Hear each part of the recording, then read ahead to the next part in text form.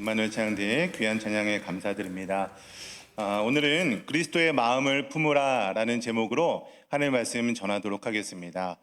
여러분, 세계적인 투자자 워렌 버핏이라는 사람이 있는데요. 여러분, 워렌 버핏의 재산이 얼마나 되는지 아십니까? 네, 많죠. 1,000억 달러 정도가 된다고 합니다. 1,000억 달러가 어느 정도 되는지 아세요? 네, 감이 잘 안 잡히시죠? 1,000억 달러가 우리나라 돈으로 130조 원 정도 됩니다. 130조 원도 사실 감이 잘 안 잡히시죠? 단위가 우리가 쓰는 단위랑 너무 다르시니까요. 130조, 그러니까 대한민국 1년 전체 예산이 약 600조 정도가 됩니다. 그러니까 워런 버핏이라는 한 사람이 한 나라, 우리 대한민국의 전체 1년 예산의 5분의 1 정도의 재산을 갖고 있다는 거예요. 근데 이 워런 버핏이요, 2006년도에 굉장히 세계적으로 놀랄 만한 그런 발표를 했는데 뭐냐면 자신의 재산의 99%를 기부하겠다라고 한 거예요. 그럼 1,000억 달러의 99%면 얼마예요? 990억 달러를 기부하겠다는 거예요. 그래도 10억 달러가 남아요. 예, 그런데 더 놀라운 일을 2010년도에 했는데요. 여러분, 마이크로소프트의 빌 게이츠라는 사람도 아시죠?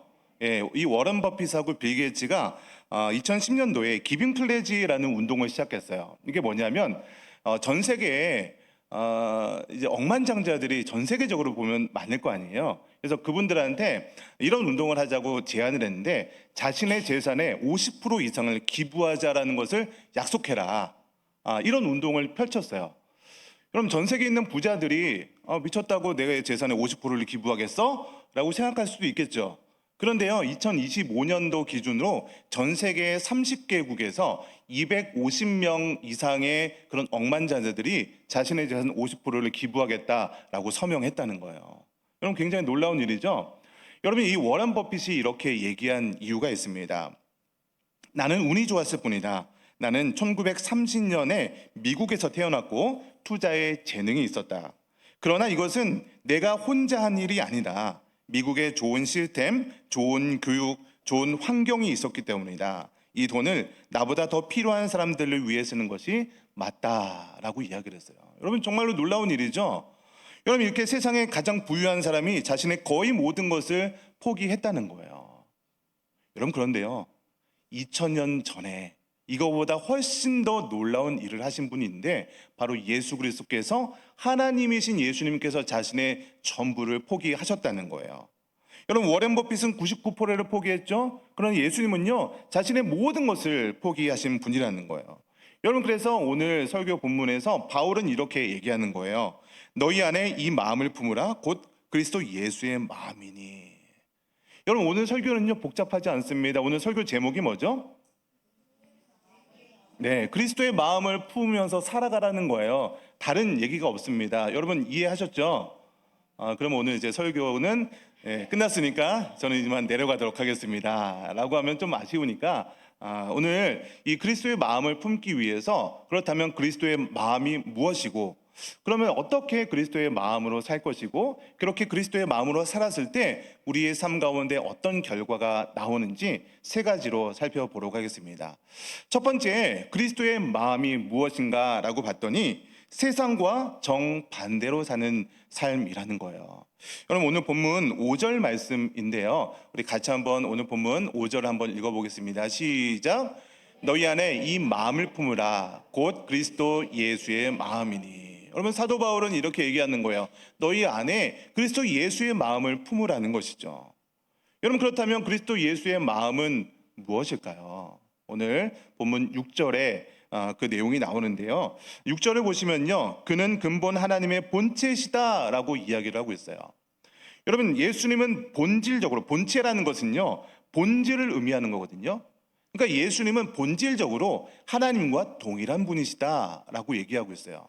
그런데 하나님과 동등됨을 취할 것을 여기지 아니하셨다. 말이 좀, 성경이요, 말이 조금 어렵게 써일 때가 있어요. 그러니까 하나님과 동등하신 분인데, 본질적으로 동등하신 분인데 동등됨을 취할 것으로 여기지 않았다라고 얘기한다는 거예요. 그래서 취하다라는 단어의 그 헬라어 원어의 뜻을 보면요, 강탈하다, 붙잡고 놓지 않다 라는 그런 의미의 뜻이거든요.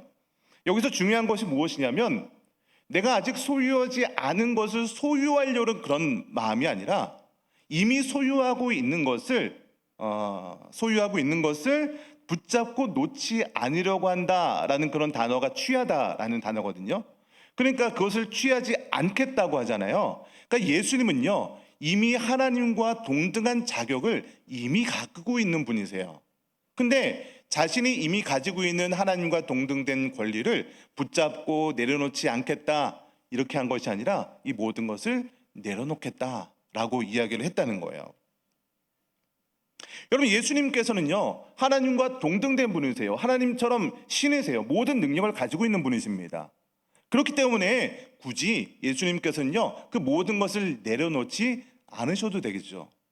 그런데 왜 예수님께서는요, 자신의 모든 그 권리와 능력을 내려놓으셨을까? 그것은요, 그 방법만이 오직 유일하게 저와 여러분 같은 죄인을 구원할 수 있는 유일한 방법이었기 때문이라는 거죠. 그런데 예수님의 낮아짐은요, 여기서 끝나지 않았습니다. 우리 8절 말씀도 같이 한번 읽어봤으면 좋겠는데요. 같이 한번 읽겠습니다. 시작. 사람의 모양으로 나타나사 자기를 낮추시고 죽기까지 복종하셨으니 곧 십자가에서 죽으심이라. 여러분, 예수님께서 신이십니다. 신인 예수님께서 인간으로 오셨다라는 것만 해도 여러분 굉장히 낮아지시는 거거든요. 저는 가끔 이제 세례 교육할 때 이런 비유를 들어요. 맞는 비유는 아닐 수도 있지만 인간이 개미처럼 됐다. 그것보다 훨씬 더 낮아지는 신분이 하나님이신 예수님께서 인간이 되셨다라는 거거든요. 근데 그렇게 인간으로 되신 것만으로도 끝난 것이 아니라 십자가에서 죽으심을 결정하셨다는 거예요. 여러분, 어떻게 보면요, 십자가형은요, 인간이 만들 사형 틀이잖아요. 하나님이 인간이 만든 사람들에 의해서 만들어놓은 십자가형 틀에 죽으셨다는 거예요. 완전히 죽기까지 낮아지시는 신분이 바로 예수님께서 십자가에 못 박히신 사건이라는 것이죠. 여러분, 세상은 가지려고 합니다. 그러나 예수님은 내려놓으셨다는 거죠. 세상은 높아지려고 하는데 예수님은 낮아지셨어요. 세상은 살려고 하는데 예수님은 죽으셨다는 거예요. 여러분, 바로 이것이 바로 그리스도 예수의 마음이라는 것이죠. 여러분, 제가 조금 전에 예화를 드렸던 워렌 버핏과 예수님을 비교해 보자면 어떻습니까? 워렌 버핏은요, 1,000억 달러의 돈을 갖고 있었는데 990억 달러를 포기하셨습니다. 99%를 포기했지만 여전히 남아있는 돈 10억 달러만 하더라도요, 여러분 굉장히 큰 돈입니다. 예. 여전히 부유한 사람에 속하는 거예요. 여러분, 그런데요, 예수님은요, 그 모든 것을 내려놨다는 거예요. 하나님의 모든 능력과 하나님의 모든 그 권능과 그 모든 존귀하심을 다 내려놓고 이 땅에 오셔서 저와 여러분을 구원하기 위해서 이 땅에 내려오시고 뿐만 아니라 십자가에 못 박혀 돌아가셨다는 것이죠. 여러분, 그런데 우리는 어떻습니까? 우리는 예수님을 닮아가는 사람들이라는 게 우리 성도잖아요. 우리는 예수님의 모습을 닮아가는 그 삶이 바로 성화의 모습이라고 하잖아요. 여러분, 근데 저와 여러분의 모습은 어떻습니까? 그리스도의 마음을 품으라라고 하지만 우리는요, 교회에서 주차 자리 하나 양보하는 것도 힘들어합니다. 때로는요, 회사에서요, 내가 조금만라도 인정받지 못하면 그것을 억울해합니다. 교회 일을 할 때도 마찬가지예요. 내가 얘기하는 그런 의견들이나 나의 방법이 선택이 안 되거나 다른 방법을 하게 되면 굉장히 서운해하기도 한다는 것이죠. 그런데 예수님은요, 최고의 것을 포기하셨다는 거예요. 왕에서 종으로, 주인에서 섬기는 자로 하나님에서 인간의 자리로 내려오셨다는 것이죠. 바로 이것이 바로 그리스도의 마음이라는 것이죠. 이렇게 그리스도의 마음은요, 세상의 방법과는 정반대로 사는 마음, 그 마음을 품어야 함을 믿으시기를 주님의 이름으로 간절히 축원드립니다. 그럼 두 번째로 그리스도의 마음으로 산다는 것이 바로 어떤 삶이냐? 하나가 되어 서로 섬기는 삶이라는 거예요. 여러분, 오늘 본문 1절 말씀을 다시 한번 읽어봤으면 좋겠는데요. 같이 한번 읽겠습니다. 시작. 그러므로 그리스도 안에 무슨 권면이나 사랑의 무슨 위로나. 네, 1절을 시작할 때 그러므로라고 시작을 하고 있죠. 그러니까 그러므로라는 접속사는요, 그 앞에 있는 장 전체를 받는 접속사예요. 그러니까 1장 전체에서 1장 전체를 요약하자면 사도 바울이 이제 고난받는 그리스도의 삶에 대해서 얘기를 하고 있거든요. 그래서 고난받는 그리스도의 삶을 살아간 그 사람들이 그러므로 이제 앞으로 어떤 삶을 살아야 되냐라고 하면서 2장 전체를 연결해주고 있는 거예요.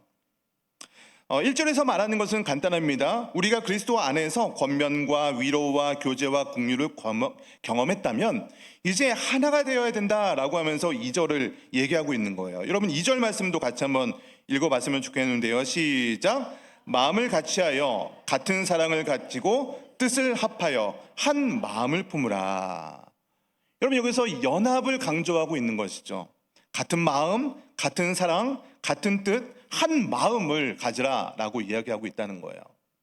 여러분 그런데 여기서 연합이라는 것은요, 똑같아야 한다는 어떤 획일성을 얘기하는 그 연합이 아닙니다. 여기서 말하는 연합은요, 다양성 속에서의 일치를 얘기하는 거예요. 여러분 그 오케스트라 아시죠? 이렇게 많은 악기들이 연주해서 하나의 음악을 만드는 오케스트라. 거기서 굉장히 다양한 악기를 연주합니다. 뭐 바이올린도 있고요, 첼로도 있고요, 뭐 트럼펫도 있고 여러 가지 그런 악기들이 각각 다 다양한 소리를 냅니다. 다른 소리를 내요. 그렇죠? 근데 각각 그 다양한 소리들을 지휘자를 보고 서로 소리를 들으면서 함께 연주할 때 굉장히 아름다운 하모니를 이룰 수 있게 되는 것이죠. 여러분 교회도 마찬가지입니다. 여러분 지금 오늘 여기 한 500분 조금 안 되게 예배 자리에 참석하고 있는데 영적인 눈을 들어서 보시면 보입니다. 네. 그 정도 계시는데, 그 정도보다 조금 안 계시는데, 여러분의 모습들을 한번 옆에 있는 분들을 한번 바라보세요. 참 아름다운 분들이 앉아 계시죠. 멋지고 아름답고 훌륭한 분들이 앉아 계시는데 생김새가 다 다르죠. 목소리도 달라요. 네, 몸무게도 다릅니다. 성향도 다르고 고향도 다 달라요. 그런데 우리 교회라는 것은요, 그 다양한 분들이 모여서 서로를 위해서 배려해주고 서로를 섬기면서 하나의 연합체를 이루는 것이 진정한 교회라는 거예요. 예수 그리스도라는 지휘자의 그런 지휘를 따라서 하나의 목표를 향해서 이 땅의 지상 명령을 지키면서 하나님의 예수 그리스도의 제자된 삶을 살아가는 그 모습이 바로 교회의 모습이라는 것이죠. 그래서 이런 공동체는 어떻게 만들어질까라고 봤더니 3절 말씀에서 이렇게 고백하고 있는 것이죠. 우리 오늘 본문 3절도 같이 읽어보겠습니다. 시작. 아무 일에든지 다툼이나 허영으로 하지 말고 오직 겸손한 마음으로 각각 자기보다 남을 낮게 여기고. 여기 보니까 아무 일에든지 다툼이나 허영으로 하지 말래요. 그럼 다툼이라는 것은요, 이기려고 하는 마음이에요. 이기려고 하는 마음. 내 방법이 옳다라고 주장해서 저 방법은 틀렸어, 내 방법으로 해야 돼, 내가 이겨야 돼, 이런 마음 있잖아요. 이것이 바로 이기려는 마음, 다툼이라는 것이죠. 여러분 허영이라는 것은요, 내가 조금 더 잘 보이려고 하는 그런 마음입니다. 다른 사람들보다 내가 더 잘 보이려 하고 인정받으려고 하는 모습들, 칭찬받으려고 하는 마음이 바로 허영이라는 거예요. 여러분 그런데 오늘 본문에서 보니까 아무 일에든지 다툼이나 허영으로 하지 말라라고 이야기하고 있음에도 불구하고 우리 교회 안에서도 이러한 모습이 있을까요? 없을까요? 천산중앙교회는 한 분도 그런 분이 안 계십니다. 저는 믿습니다. 그런데 때로는 그런 교회 모습 가운데서도 그러려고 하는 마음들이 불쑥불쑥 올라올 수도 있다는 거예요. 다투려고 하는 마음 있죠? 내 방법이 옳다고 생각하죠? 내 방법과 다른 방법을 선택하고 다른 것을 선택하고 다른 방향으로 가는 것을 왜 저렇게 하면 해? 라고 하면서 서로를 공격하기도 합니다. 허영도 있죠? 내가 인정받아야 되는데 다른 사람이 인정받고 다른 사람이 높아지고 그렇게 하면은 왠지 마음속에 질투가 나는 마음도 생길 수도 있다는 거예요. 우리 교회는 한 분도 그런 분이 안 계심을 믿습니다. 여러분 그런데 그런 마음이 인간이기 때문에 이렇게 불쑥불쑥 올라올 수 있다는 거예요.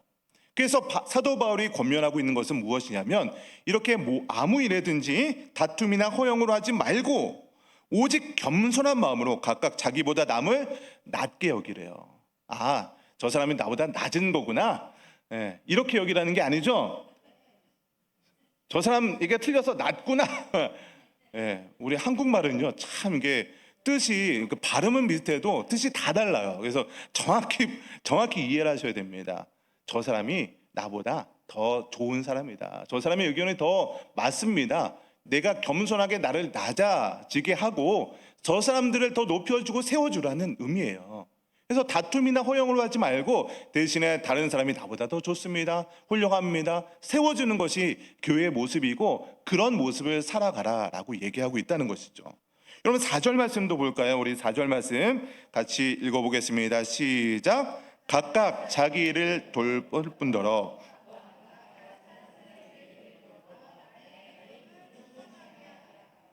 네, 우리 교인들도 성도기 때문에 자기 일을 돌보는 것, 나를 위해서 기도하고 너무나도 중요한 일이죠. 여러분 나를 위해서 기도하는 것 필요 없습니까? 필요합니다. 예, 반드시 하나님께서 기도를 통해서 역사하시고 기도에 응답하시는 분이 바로 하나님이십니다.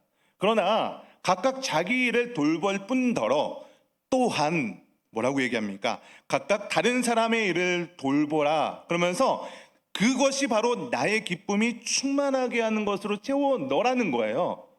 나의 기쁨이 충만하게 하는 것이 다른 사람을 세워주는 것, 다른 사람의 일을 돌보는 것. 무슨 말입니까? 다른 사람을 섬기는 것을 통해서 그것이 기쁨이 되게 하라는 거예요.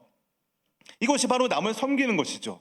그리고 이것이 바로 그리스도의 마음이라고 얘기하는 겁니다. 여러분 우리 천상 공동체가 저는 각각의 굉장히 다양한 소리가 있지만 그 소리들이 연합되기를 축복합니다. 그래서 내 말만 옳다라고 주장하면서 내 방법이 옳다라고 주장하는 것이 아니라 나보다 남들을 더 높게 여기고 낮게 여기고 서로 섬기는 공동체가 되시기를 주님의 이름으로 간절히 축원드립니다.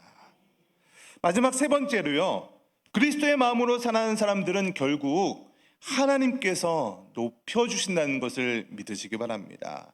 여러분 오늘 본문 9절 말씀을 같이 읽어볼까요? 우리 9절입니다. 시작. 그러므로 하나님이 그를 지극히 높여 모든 이름 위에 뛰어난 이름을 주사. 여러분 여기서도 이러므로라고 얘기하고 있죠. 예수님께서 자신을 낮추셨어요. 종의 형상처럼 낮춰주셨고 자신을 십자가에 죽으시기까지 낮췄습니다. 그랬더니 이러므로 그 삶의 결과가 어떻게 됐냐? 결국 하나님께서 예수님을 높여주셨다는 거죠. 이것이 바로 하나님 나라의 원리입니다. 자신을 완전히 낮추신 예수님을 하나님께서 가장 높은 자리로 올려주셨다는 거예요. 우리 10절 말씀 한번 읽어볼까요? 우리 본문 10절입니다. 시작. 하늘에 있는 자들과 땅에 있는 자들과 땅 아래에 있는 자들로 모든 무릎을 예수의 이름에 꿇게 하시고. 여기서 하늘에 있는 자들은요 천사들을 얘기하는 거예요. 땅에 있는 자들은 우리 인간들을 얘기하는 거죠. 땅 아래에 있는 자들은 지하 세계에 있는 모든 존재들을 의미하는 것이죠. 그러니까 온 우주의 모든 존재가 예수님 앞에 무릎을 꿇는다는 거예요. 여러분 무릎을 꿇는다는 건요 그저 어떤 인사한다 그런 의미가 아닙니다. 이것은요 절대적인 항복과 경배함을 의미하고 있는 거예요. 왕 앞에 무릎을 꿇는 것처럼 예수님을 절대적인 주인으로 인정한다는 뜻입니다. 그러면 세상에서 높아지려면요 남을 밟고 일어서야 돼요. 남보다 더 잘나야 됩니다. 인정받으려면 드러내야 돼요. 성공하려면 밟고 올라가야 됩니다. 그런데 하나님 나라의 원리는요 정반대라는 거예요. 여러분 농부가 씨를 뿌리는 것을 한번 상상해 보세요. 씨앗을 높은 곳에 올려놓고 그냥 둡니까? 씨앗을 찬장 위에 올려놓고 그냥 두면 안 되죠. 그 씨앗을 어떻게 합니까? 땅속 깊이 묻는 거죠. 여러분 씨앗은요 그 어둡고 차갑고 축축한 땅 속에서 자신의 껍질을 완전히 깨트리고 죽어야 됩니다. 그래야 거기서 새로운 싹이 올라올 수 있는 것이죠.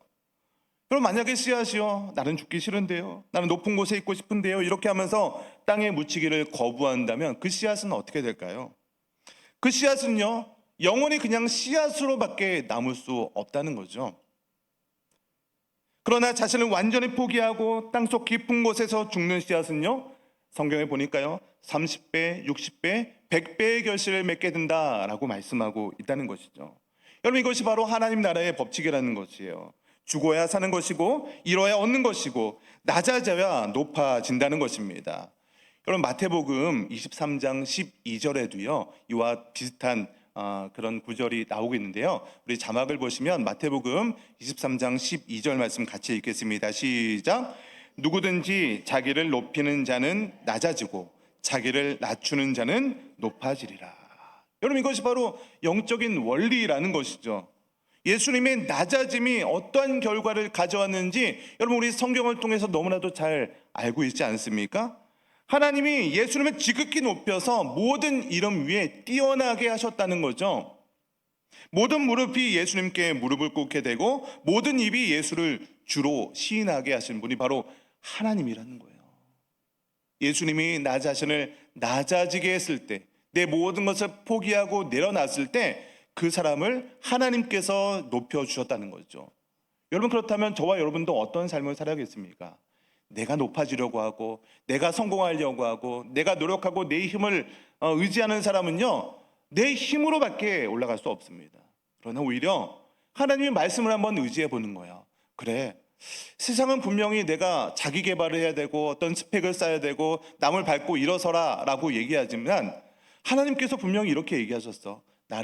나보다 남을 낮게 여기고 내 모든 것을 내려놓을 때 하나님께서 높여주신다고 말씀하셨지. 그래, 내가 하나님을 믿는다면 그런 삶을 한번 살아보자. 여러분, 그렇게 하나님의 뜻대로 한번 살아보는 시도를 해보는 거예요. 될지 안 될지 모르잖아요. 그러나 한번 시도하는 노력은 해볼 수 있잖아요. 작은 것부터 한번 시도해 보시기 바랍니다. 어려운 거 갑자기 뭐 큰 거 하라 그러면요, 아무도 못합니다. 그러나 어떻게 보면요, 돈으로 고백하는 것이 가장 쉬운 고백일 수 있어요. 하나님께서 11조를 드리는 그런 방법들이 있죠. 11조는요, 하나님께서 모든 물질의 주인임을 고백하는 것이 11조예요. 근데 11조를 처음에 드리려고 하면요, 내 모든 것을 빼앗기는 것 같은 그런 느낌이 들 수 있어요. 이 돈 없으면 다음 달 카드값이 생각이 나고요, 다음 달 뭐 월세 뭐 대출금 갚을 게 생각이 나요. 이 돈 없으면 죽을 것만 같아요. 근데 하나님께서 11조 명령하셨으니까 그래, 내 모든 것을 드리는 마음으로, 내 전부를 드리는 마음으로 11조 한번 드려보는 거예요. 그랬을 때 내가 정말로 정말 어렵게 사나? 그렇지 않다는 거죠. 말라기서에서 그렇게 약속하고 있잖아요. 흔들어 채워 넘치도록 채워주시는 분이 하나님임을 믿으시기 바랍니다. 그래서 큰 것부터 하지 마시고 하나하나 나를 낮추고 하나님의 말씀에 순종하는 승리의 경험들을 하다 보면 그 경험들이 쌓여서 내가 정말로 하나님처럼 예수 그리스도를 닮아가는 그런 모습이 될 줄 믿으시기 바랍니다. 말씀의 결론을 맺기 원합니다.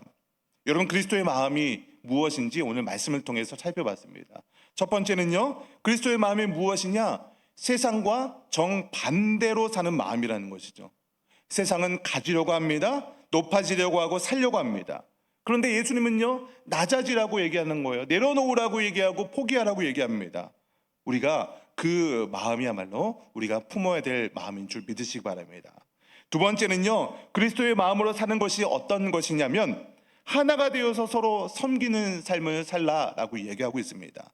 이기려고 하고 보이려고 하고 더 잘 보이려고 하고 다툼과 허영으로 하는 것이 아니라 서로 겸손하게 서로를 높이고 돌보는 삶을 살아야 한다라고 말씀하고 있습니다. 마지막으로 세 번째는요, 그리스도의 마음으로 사는 사람은 결국은 하나님께서 높여주시는 믿으시기 바랍니다. 내가 높여주려고 하는 거 아닙니다. 여러분, 내 능력으로 높아지려고 해봐야 우리는 한계가 있어요. 그러나 하나님께서 살아계심을 믿는다면 하나님을 믿는 마음으로 내 모든 것을 낮춰가는 겁니다. 그래서 저와 여러분이 그리스도의 마음으로 이 세상의 삶을 살아가기를 주님으로 축원드립니다. 여러분, 우리 교회가 이제 8월 10일부터 12일까지 전교인 온가족 캠프를 준비하고 있고 계속해서 111 기도를 하고 있죠. 이번 캠프의 주제가 뭐죠, 여러분? 캠프의 주제가 뭐죠? 원팀. 한번 따라해 볼까요? 원팀. 네, 영어를 써서 죄송합니다. 너무 어려운 영어죠? 네, 하나의 팀이 되자라는 그런 의미예요. 어렵지 않죠? 그래서 저는 이번 캠프의 기간이 어떻게 보면요, 그리스도의 마음을 품을 수 있는 가장 절호의 기회라고 저는 믿습니다. 왜냐하면 캠프를 준비하는 사람도 있고요, 어떻게 보면 캠프를 참여하시는 분들로 이렇게 두 부류로 나눠지는 것 같아요. 그래서 먼저는요, 그리스도의 마음을 품는데 이번 온가족 캠프를 통해서 캠프를 준비하시는 분들도 계시거든요. 이런 분들은 어떻게 그리스도의 마음을 품을 수 있냐? 내가 일을 준비하면서, 내가 일을 하면서 어떻게 하면 내가 인정받을까? 응? 내 의견이 맞다. 여러 가지 방법들이 있거든요. 이렇게 주장하는 것이 아니라 그리스도의 마음을 품고, 아, 그래, 이 방법도 좋은 방법이겠네. 서로를 의지하고 서로의 방법을 인정하면서 하나가 되어서 이 팀들을 이끌어 나가는 것이죠. 겸손하게 서로를 높이고 서로의 필요를 돌보는 그런 방법을 통해서 그리스도의 마음을 품을 수 있는 것이죠. 그리고 어떻게 보면 대다수의 분들이 캠프에 참여하시는 분들이에요.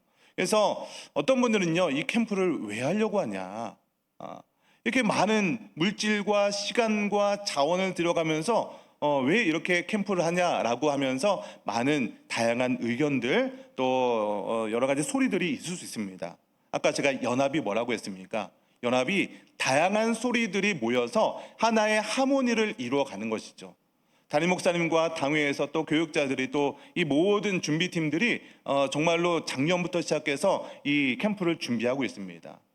이렇게 준비하고 있다면 분명히 이 캠프를 통해서 하나님께서 우리 천산 중앙교회를 통해서 이루시고자 하는 그런 계획과 그런 목적이 분명히 있을 거라는 거죠. 그래서 캠프에 참여하시는 분들은요, 이런 마음을 좀 품었으면 좋겠습니다. 우리가 진정한 원팀이 되었으면 좋겠다라고 해서 우리가 원팀 111 기도를 하잖아요. 여러분, 이것을 통해서도 지금 어떻게 보면요, 이 캠프에 참여하지 못하시는 분도 계시거든요, 사실. 그러면 나는 캠프에 참여하지 못하니까 나는 원팀이 될 수 없나? 이게 아니라는 거예요. 여러분, 왜 우리가 111 기도를 하냐? 참여 안 하는 분들도 왜 전체적으로 111 기도에 동참을 할까요? 참석을 하던 안 하던 우리가 하나의 마음을 품고 하나의 기도 제목을 가지고 동일한 기도 제목을 가지고 기도할 때 우리가 참석을 하던 안 하던 한 팀이 되어서 우리 교회가 영적으로 도약할 수 있는 계기가 될 수 있기 때문입니다. 다양한 의견이 있을 수 있어요. 다양한 소리가 있을 수 있습니다. 그러나 온 교회가 이렇게 하나가 될 때 서로를 위해서 좀 기도해주고 격려해 줬으면 좋겠습니다. 그리고 가능하면 긍정적인 얘기들 있죠. 아, 이번 캠프 너무 좋을 거야. 우리 옆 사람한테 이렇게 인사해 볼까요? 이번 캠프 너무 좋을 거야. 네, 네, 너무 좋을 겁니다. 네, 저는 확신합니다. 네, 여러 가지 좋은 다양한 프로그램들을 준비했거든요. 그리고 귀한 강사 목사님을 모시고요. 벌써부터 강사 목사님이, 제가 사실은 저희 주석가 목사님하고 한 달 전에 강사 목사님을 직접 뵙고 왔어요. 저희 교회 상황이 어떻고 우리 교회에 필요한 말씀이 뭔지 기도로 준비하셔서 벌써 우리 교회를 향한 그 2번의 집회 메시지와 그런 본문까지 다 주셨어요. 강사 목사님도 기도로 준비하고 우리 교회를 위해서 이렇게 준비하고 있습니다. 외부에 여러 가지 팀들이 오게 되고요. 그런 여러 가지 프로그램들을 준비하고 있습니다. 정말로 많은 기도와 수고들이 되어 있어요. 그러니까 이번 캠프를 좀 기대하는 마음을 가졌으면 좋겠습니다. 그래서 하나가 되는 마음으로 이번 캠프가 정말 우리 천산중앙교회가 한 팀이 되어서 원팀이 되어서 정말로 우리 교회가 이 지역에 꼭 필요한 교회로 성장하는 믿음의 시간 되시기를 주님의 이름으로 간절히 축원드립니다. 오늘 말씀을